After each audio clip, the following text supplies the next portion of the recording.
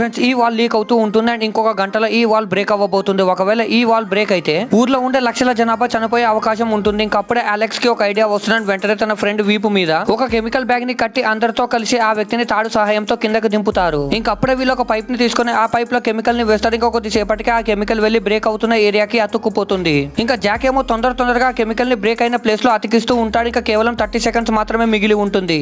ఇంకా జాక్ తన ప్రాణాన్ని పనంగా పెట్టి ఆ వాల్ లీక్ అవ్వకుండా ఉండడం కోసం జంప్ చేసి బ్రేక్ అవ్వబోతున్న చోట కెమికల్ ని సమకూరుస్తూ ఉంటాడు.